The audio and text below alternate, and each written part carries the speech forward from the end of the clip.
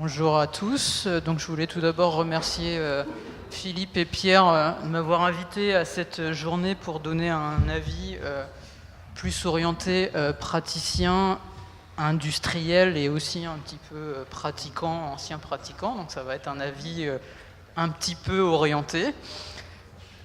Et effectivement, donc, pour ceux qui ne me connaissent pas, donc, je m'appelle Jean-Charles Robinet. Je suis responsable du service transfert au sein de la direction recherche et développement à l'ANDRA, qui est l'Agence nationale pour la gestion des déchets radioactifs. Et comme le disait Philippe, je co-anime également un groupe de recherche sous l'égide du CNRS, qui est le programme NEEDS MIPOR, qui est dédié aux milieux poreux. Donc, tout d'abord, je pense que pour donner un avis de praticien et d'industriel, il faut revenir aux missions de l'industriel ou du praticien pour voir en quoi, dans quel cadre ça s'inscrit. Donc, les missions de l'ANDRA, sa mission générale, elle est de trouver et mettre en œuvre, garantir des solutions de gestion sûres pour l'ensemble des déchets radioactifs, afin de protéger les générations présentes et futures du risque que ces déchets peuvent présenter. Les missions associées, c'est des missions de conception de stockage, c'est-à-dire conception d'architecture de stockage, avec des exigences en termes de sûreté des stockages et des obligations en termes de démonstration de sûreté pour toutes les phases de vie du stockage, pour les différentes installations, et des exigences en termes d'évaluation des impacts pour l'homme, mais également l'ensemble des impacts environnementaux. Les autres missions associées à l'ANDRA, c'est des missions d'exploitation et de surveillance des stockages, notamment les exigences relatives à l'exploitation des installations nucléaires de base, des opérations de génie civil en milieu souterrain et en surface, et des missions relatives à la maîtrise des rejets et des impacts environnementaux également. La conception des stockages, elle s'inscrit dans un processus itératif entre la science, les acquisitions de connaissances sur les données et les processus, la conception et les études de sûreté. Ce ne sont pas des choses qui sont indépendantes, ça fonctionne de concert, avec des retours réguliers, enfin continus, ou des points particuliers à l'occasion des gros dossiers, comme l'a été le dossier 2005, sur la connaissance, les incertitudes et la conception, qui permettent de redéfinir des priorités en termes de recherche et développement, mais également en termes d'orientation de conception. Un panorama des centres ANDRA et projets. On a parlé du projet CIGEO ce matin, je pense que c'est bien de replacer l'ensemble des projets et des centres. Tout d'abord, le centre de stockage de la Manche, qui est un centre historique, qui a ouvert en 1969 et qui était destiné aux déchets de faible et moyenne activité et qui est maintenant en phase de surveillance depuis les années 90. Le centre de stockage de l'Aube, qui est un centre de surface, donc le centre de stockage de la Manche, c'est également un centre de surface. Le centre de stockage de l'Aube, qui est destiné aux déchets de moyenne activité, qui a ouvert en 1992, il me semble, et qui aujourd'hui a atteint sa capacité de 30 à 40% de sa capacité. Également un centre de surface pour les déchets TFA, qui sont des concepts directement creusés dans des argiles superficielles. Le projet CIGEO, que tout le monde, beaucoup de personnes d'entre vous a présenté ou a montré des figures ce matin, qui est le projet d'enfouissement en couche géologique profonde pour les déchets ultimes HA et MAVL, qui est un projet qui est à l'étude depuis maintenant une trentaine d'années, enfin bientôt une trentaine d'années, qui est le projet de stockage dans les argilites du Calovo oxfordien. Et enfin, un projet de troisième centre dans l'Aube, qui est un projet de stockage en subsurface, donc sur des profondeurs qui peuvent aller jusqu'à une quarantaine de mètres, et qui va concerner des déchets faible activité. Et donc ça, c'est un projet qui est à l'étude depuis 2006, avec des investigations géologiques qui ont démarré en 2013. Si je reviens sur le projet CIGEO, donc vous avez ici un schéma qui représente l'architecture de CIGEO. Donc le principe de base, ça va être des installations souterraines à 500 mètres de profondeur dans la couche d'argilite du calovo oxfordien, qui est une couche géologique argileuse sédimentaire qui contient des minéraux argileux, essentiellement des ylites et des ylites smectites, des carbonates et des quartz. Vous avez également ici, sur ce schéma, l'ensemble des installations, en fait, les deux installations de surface, avec les accès vers le stockage en profondeur. En termes de schéma de principe pour CIGEO, en termes d'architecture, on est sur deux grandes architectures, des alvéoles pour les déchets HA, qui sont des micro-tunnels d'une centaine de mètres de longueur pour des diamètres d'environ 80 cm, 1 mètre, et qui sont destinés à accueillir les colis HA. Des alvéoles MAVL, qui sont des alvéoles de grand diamètre. Là, on est sur des dimensions de l'ordre de la dizaine de mètres, et qui sont destinés à accueillir des colis de déchets MAVL, avec, dans ces concepts, l'argilite qui est excavée, et des ouvrages en matériaux cimentaires. Un dernier slide sur les fonctions de sûreté. Donc le projet CIGEO est associé à des fonctions de sûreté en exploitation et en après-fermeture. Donc vous avez toute une série de fonctions de sûreté en exploitation et des fonctions de sûreté en après-fermeture. Donc pour les fonctions de sûreté en après-fermeture, on est essentiellement sur la migration des radionucléines, sur les transferts d'eau et les transferts de radionucléides. Donc tout ça, ça nous amène dans un cadre qui est celui de le comportement multiprocessus de CIGEO, notamment l'évaluation 4D du comportement de CIGEO en termes de migration des radionucléides, et en termes de comportement thermo, hydromécanique et chimique. Pourquoi thermo, hydromécanique et chimique? Parce que les déchets vont dégager de la chaleur, donc on va avoir des interactions et des processus liés à la thermique. On va excaver l'argilite, donc ces argilites seront ventilées, on va être dans des phénomènes hydrauliques, on va produire des gaz également. Mécanique, bien entendu, on va excaver, on va relâcher la contrainte, et chimique, parce que les déchets ont une certaine chimie qui va influencer et qui peut influencer le comportement des argilites du calovo oxfordien. Donc cette évaluation 4D du comportement de CIGEO, il est nécessaire à la démonstration de sûreté et il va supporter les optimisations de conception en termes de justification, de robustesse de représentation et d'amélioration des représentations. On va rentrer un petit peu plus dans le sujet, donc ça c'était le cadre. J'aime bien présenter cette figure pour vous montrer la problématique de CIGEO, qui est aussi une problématique multi-échelle, une vraie problématique multi-échelle. Donc vous avez ici sur votre droite une image mètre de particules argileuses avec des dimensions qui sont typiquement nanométriques. Et sur votre gauche, vous avez l'échelle de l'ouvrage qui a des dimensions kilométriques, enfin, en tout cas plusieurs centaines de mètres ou kilométriques. Et entre les deux, on va se poser la question de l'échelle, de comment on passe de l'un à l'autre. Ce qui nous intéresse in fine, c'est le comportement de l'ouvrage, mais la plupart des processus fondamentaux, en fait, ils vont avoir lieu à cette échelle, à l'échelle des particules argileuses. Donc ici, c'est une petite représentation en dynamique moléculaire des interfoliaires des argiles. Et quand on va parler de gonflement des argiles, par exemple, ou de migration des radionucléines.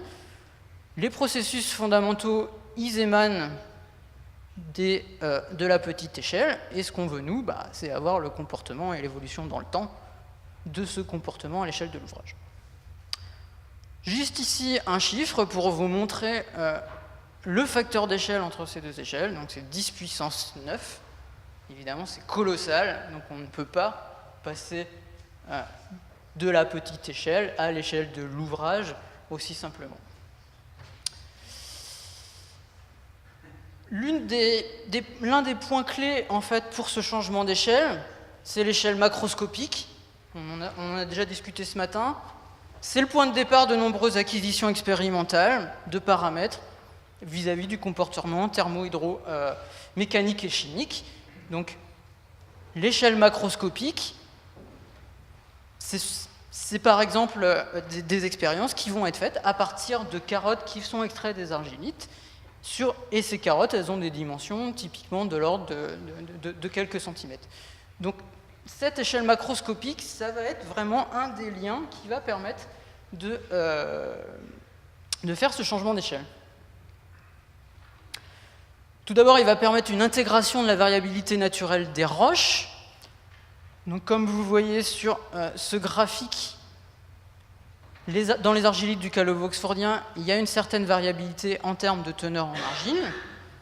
Donc, la réalisation de différents essais à partir de ces carottes ayant différentes propriétés en termes de teneur en argile va permettre d'aborder les questions sur l'évolution des paramètres et du comportement thermohydromécanique en fonction de la variabilité géologique. Donc ça, c'est une des voies qui amènent vers les grandes échelles. Et ensuite, bien évidemment, la question, comment on passe des processus fondamentaux au comportement macroscopique.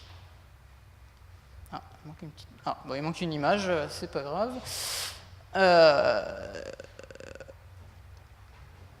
Et donc, c'est là où va rentrer le cadre de la microstructure, où de cette carotte qui, à première vue, peut apparaître relativement homogène, si on descend un petit peu en échelle, comme l'a montré par exemple Dimitri ou Anne-Laure ce matin, on va arriver dans des échelles où on va avoir des variabilités en termes de composition minéralogique, ou en tout cas de distribution des minéraux, notamment à l'échelle qu'on peut nommer mésoscopique, qui va être un peu l'échelle où on va voir la distribution des carbonates, des tectosilicates et du domaine argileux ou de la matrice argileuse. Et c'est au sein de cette matrice argileuse en fait, que va se développer le réseau de pores, qui va être le siège d'un ensemble de phénomènes relatifs principalement à l'eau et aux ions. Donc là, normalement, il y avait une petite photo qui a disparu, mais c'est pas grave.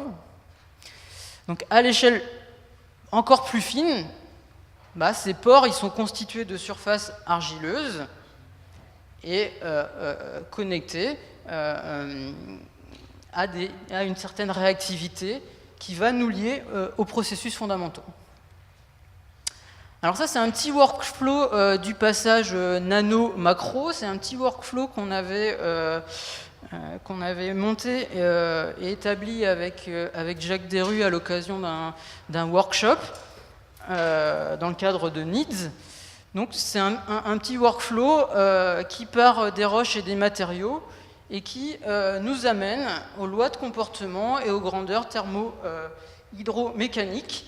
On s'était questionné comment on peut faire pour passer d'un échantillon à la définition de lois de comportement et de grandeur thermo-hydromécanique avec une approche qui inclut la microstructure. Donc tout d'abord, l'imagerie scientifique. Il y a beaucoup d'exemples qui vous ont été montrés ce matin. Donc l'imagerie scientifique, elle va se développer à différentes échelles, de l'échelle nano à l'échelle dissymétrique. Elle inclut des acquisitions d'images et des traitements d'images. À partir de ces traitements d'images, on va obtenir des représentations de la microstructure. Ces représentations peuvent ensuite être utilisées de différentes façons, soit directement pour des modélisations, comme l'a montré Benoît tout à l'heure, soit directement, en fait, Benoît, lui, c'était un petit peu différent, il est parti, c'était cette partie-là, donc vous avez, à partir des différentes microstructures, en fait, vous avez différentes options, soit vous utilisez directement les images pour simuler des phénomènes, soit à partir de ces images, vous allez en extraire des paramètres et vous avez simulé d'autres images qui vont être support à des modélisations, ou vous allez déduire des paramètres en termes de représentation statistique qui vont alimenter ensuite des modélisations. Et ces modélisations peuvent être réalisées aux différentes échelles. On va voir des modélisations qui peuvent aller d'échelle nanométrique, pour des choses très fines, jusqu'aux échelles décimétriques. On a discuté un petit peu ce matin, on devrait distinguer un point qui est la préparation des échantillons. C'est quelque chose qui n'est pas souvent abordé, mais qui est crucial. Des fois, c'est un petit peu du secret de fabrication, mais c'est ce qui va vraiment faire la différence à la fin dans des choses qui vont permettre de supporter une approche de pétrographie quantitative qui va nous amener à des représentations fidèles des roches et des matériaux et qui vont être le support, d'un point de vue quantitatif, à des modélisations numériques. Un dernier point, tout ce workflow du passage nano-macro basé sur l'imagerie, il peut se faire aussi sous sollicitation thermo-hydromécanique et chimique. On a eu des exemples ce matin. Donc là, ça apporte vraiment un plus en termes de modélisation numérique, parce qu'il va permettre d'avoir différents points de calage sur l'évolution de la microstructure sous différentes sollicitations. Donc, en termes de contexte de mise en œuvre, il y a un large ensemble de connaissances qui a été acquis par l'ANDRA afin de caractériser la microstructure multi-échelle des argilites du calove oxfordien et la relier aux propriétés thermo-hydromécaniques et chimiques, donc au sein des programmes ANDRA, des GL, des thèses. Il y a eu des groupements de recherche, je citerai le groupement de recherche FORPRO qui a amené quand même beaucoup de résultats, des groupements internationaux, et plus récemment, et toujours en cours, le projet fédérateur NIDS Milieu Poreux. Donc le projet fédérateur NIDS Milieu Poreux MIPOR, c'est un projet qui est initié par 6 partenaires, le CNRS, l'ANDRA, CEA, l'IRSN, EDF, LB1GM, qui vise à financer des projets que l'on appelle émergents ou structurants sur 1 ou 3 ans et qui est sélectionné par appel à projet. Le choix de ces projets est fait au travers d'un conseil scientifique qui est constitué d'experts parmi les partenaires. Depuis 2013, il y a eu 42 projets qui ont été financés et donc qui a permis de traiter différents sujets autour de la microstructure. Voilà, plus en détail, les axes scientifiques de NIDS MIPOR, c'était la caractérisation multi-échelle et continue en échelle de la structure interne des matériaux argileux, et on avait également inclus les matériaux cimentaires, la caractérisation expérimentale multi-échelle du comportement thermo-hydromécanique chimique, donc imagerie sous sollicitation ou expérimentation, donc on a vu de très beaux exemples ce matin, la représentation numérique multi-échelle et multiprocessus pour les matériaux argileux et cimentaires. Donc l'idée principale est décrite sur ce schéma. Donc voilà les aspects de passage d'échelle en échelle, le type de sollicitation qu'on peut avoir et le lien vers la réponse macroscopique qui est celle que l'on peut directement intégrer dans des lois de comportement qui vont être ensuite utilisées pour des calculs à échelle des ouvrages. Donc la stratégie qui a été développée pour NIDS, c'était on souhaitait des approches innovantes qui étaient en rupture scientifique, qui visaient à aller chercher des nouvelles technologies, des nouveaux développements pour sortir un petit peu des sentiers de ce qui est couramment ou ce qui était couramment utilisé. C'était une démarche commune pour les matériaux cimentaires et argileux. On n'en discute pas aujourd'hui, mais les approches, Dimitri en a touché 2 mots, les approches qui sont développées, elles peuvent être aussi appliquées aux matériaux cimentaires. Et il y a vraiment des liens très forts en termes de microstructure entre les 2 types de matériaux.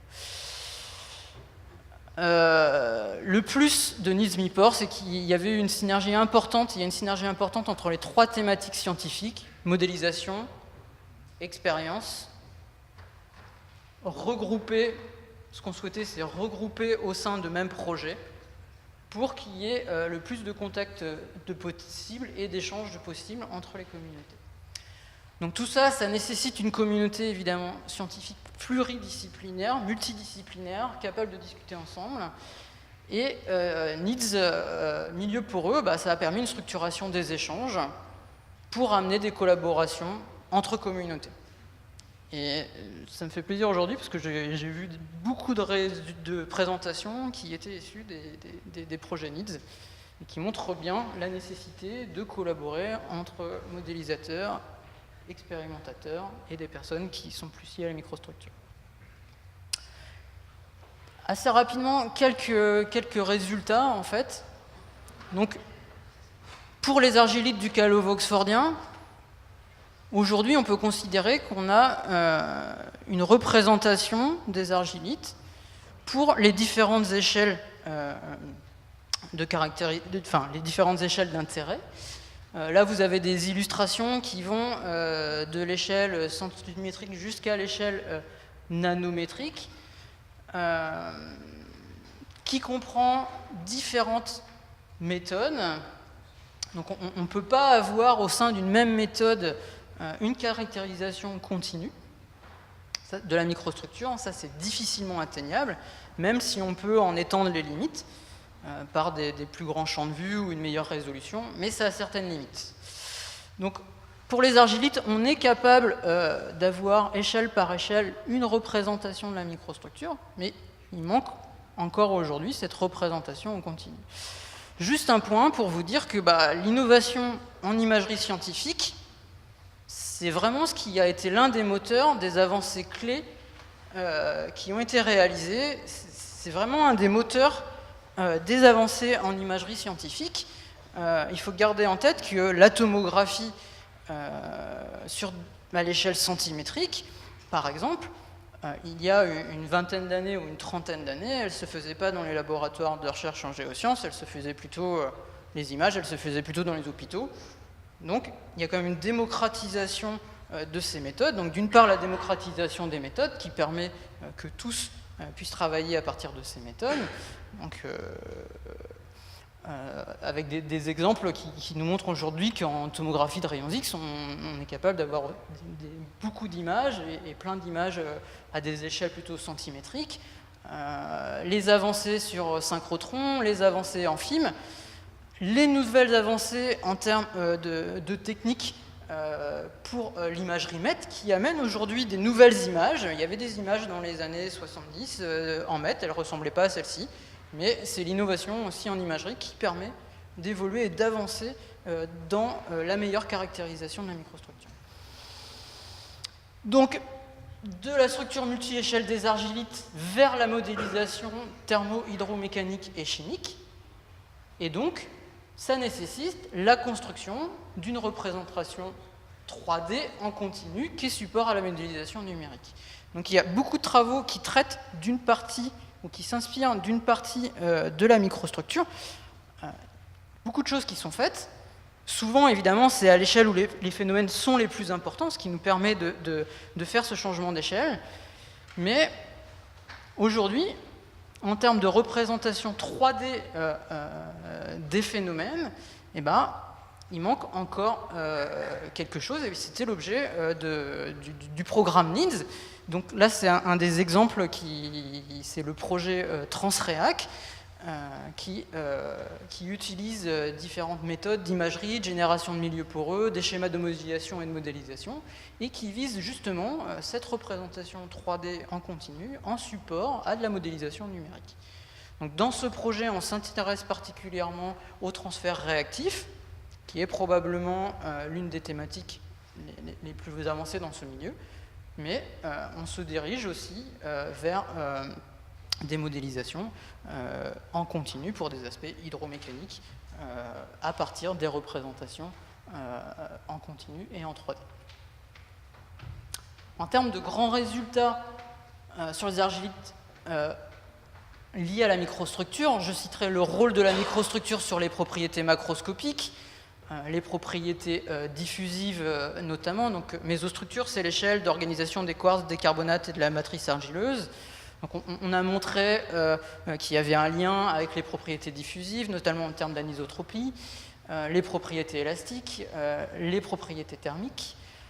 Le rôle de la géométrie du réseau de pores sur les propriétés macroscopiques. Donc, à partir de structures 3D des réseaux de pores, on a pu remonter à des informations sur la conductivité hydraulique, sur les transferts de gaz, notamment en termes de percolation en gaz ou de pression d'entrée de gaz, également sur les propriétés de rétention d'eau. Et la microstructure, elle a également supporté le passage de l'échelle macro, enfin les études sur la microstructure, une meilleure compréhension de la microstructure, elle a également supporté le passage de l'échelle macro à l'échelle de la formation, notamment sur l'amélioration de la compréhension des relations entre porosité et minéralogie, sur une meilleure compréhension de l'histoire diagénétique des argilites en lien avec la structuration porale et les évolutions de structuration porale. Et il y a eu des travaux, notamment avec Philippe, sur les relations entre les paramètres élastiques et la minéralogie à l'échelle de la formation argileuse, en se basant sur des données acquises à l'échelle macroscopique et des informations qui émanent de la microstructure. Donc évidemment, les trois, ces grands résultats forment un ensemble autour de la microstructure et ne peuvent pas avancer ou n'ont pas été issus en fait d'un travail seul, quoi. C'est vraiment l'ensemble de ces travaux qui a permis de faire avancer chaque point en fait. En termes d'enjeux scientifiques, sur le passage nano-macro, on en a déjà discuté ce matin, on a eu des questionnements aussi. Moi je citerai la représentation aux petites échelles, les échelles des interfaces entre les pores et les solines, les interfaces entre les pores interfoliaires et les pores interparticulaires, la simulation aux très petites échelles,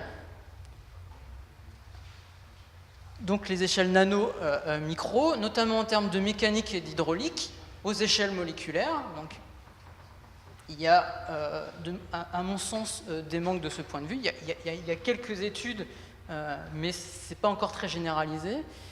Des questionnements autour des interfaces entre l'interfoliaire, l'interparticulaire, les interfaces entre les pores et les solines, telles qu'on a pu, Benoît nous a présenté tout à l'heure. Également des réponses de structures réelles à des champs de contraintes. Ça a été peu abordé. La question des couplages chimie mécanique en milieu nano-confiné et chargé, parce que nos roches, en fait, elles ont deux caractéristiques principales, c'est qu'elles ont des pores de très petites dimensions et des surfaces chargées, donc ça amène des considérations différentes des milieux poreux classiques, notamment d'un point de vue des interactions entre particules argileuses, avec des questions, par exemple, de pression de disjonction, la prise en compte des interactions électrostatiques, ions, eau et mécanique, et la représentation numérique en continu nano-macro, qui vise à passer de microstructures réelles à des modèles stochastiques qui permettent de travailler sur les changements d'échelle et les variabilités liées à ces changements d'échelle. En termes d'imagerie sous sollicitation, donc ce sont des méthodes qui sont particulièrement adaptées aux problématiques hydromécaniques, avec une visualisation de l'évolution de la microstructure en 3D et dans le temps, du coup, sous différentes sollicitations macroscopiques. Donc ça va permettre, en corrélant les images, de calculer des champs de déformation et d'avoir des déformations en 4D. Ça permet aussi d'avoir des confrontations directes entre les modèles et les données à différentes échelles. Je soulignerai qu'il y a eu d'importantes avancées qui ont été réalisées ces 15 dernières années. Donc ça a été illustré ce matin cet après-midi sur les travaux en tomographie de laboratoire et synchrotron, en MEB environnementaux, et également, je rajouterai, sur la préservation des microstructures d'échantillons sollicités pour des analyses post-mortem. Pour les années à venir, il y a encore des enjeux vis-à-vis des très petites échelles, notamment de l'imagerie sous sollicitation aux très petites échelles. Pour l'instant, aux échelles infra-microns, il existe très peu de choses. C'est déjà compliqué sans sollicitation en termes de résolution, donc si on rajoute les sollicitations, ça devient encore plus complexe. Deux grands résultats pour conclure. Tout d'abord vis-à-vis de l'apport de la microstructure dans la compréhension du phénomène d'autocolmatage. Donc le phénomène d'autocolmatage, c'est un phénomène qui est lié au creusement et à la fracturation, et qui est le recouvrement en fait des propriétés initiales de l'argilite. Lorsqu'elle est resaturée en eau, on va avoir un recouvrement de ces propriétés en termes de perméabilité. Donc on va avoir un colmatage, donc on appelle un autocolmatage de la fracturation, au cours du temps, lors de la resaturation. Et donc l'imagerie scientifique et l'étude de la microstructure nous permet en fait de mieux comprendre ce phénomène, ces cinétiques, et pouvoir ensuite, l'objectif à présent, c'est de mieux les intégrer dans des représentations numériques. Un dernier point, un point sur la compréhension et la représentation des mécanismes de déformation et d'endommagement. Donc là, vous avez différentes images aux différentes échelles, donc qui proviennent de différents laboratoires et de différentes méthodes, mais on voit quand même un continuum entre ces différentes échelles et les différents travaux qui permettent aujourd'hui d'avoir une meilleure compréhension des mécanismes d'endommagement et de déformation, que ce soit à l'échelle macroscopique de l'initiation de cette fracturation ou à l'échelle mésoscopique, voire microscopique. Je terminerai par le projet de 3e centre dans l'Aube, qui est un projet qui est un peu moins connu de tous. C'est un projet de stockage en subsurface pour des déchets FAVL, donc faible activité de vie longue et très faible activité, qui ont des comportements radiologiques et chimiques contrastés. Et donc au sein de ce projet, on étudie plusieurs concepts de stockage entre 15 et 40 mètres de profondeur qui sont à l'étude, avec des concepts à ciel ouvert, avec des argiles remaniées, ou même des concepts en galerie. Donc on a démarré une campagne de caractérisation et de reconnaissance en 2013 sur un site qui est dans l'Aube et qui concerne la formation des argiles tégulines de l'Albien, qui est une formation argileuse très différente du calove oxfordien en termes de compaction. C'est une argile qui a été beaucoup moins compactée, qui est beaucoup plus quartzeuse que carbonatée par rapport aux argilites du calove oxfordien et qui amène un comportement différent. Donc voilà, ce que je vous disais, c'est une campagne de caractérisation et de reconnaissance depuis 2013, et vous avez ici un schéma illustratif. Donc ce projet, les caractérisations qu'on a réalisées au travers de différents forages, elles nous amènent à un questionnement sur la représentation de la transition entre la surface et la profondeur. Notamment, donc ici, vous avez l'évolution de la porosité avec la profondeur, donc on voit une augmentation de la porosité vers la surface entre ce qu'on peut appeler la roche saine et les formations superficielles. Et on observe un continuum entre le sol et la roche saine, avec des phénomènes physico-chimiques liés à la surface, en termes d'oxydation par exemple, et des phénomènes de confinement mécanique.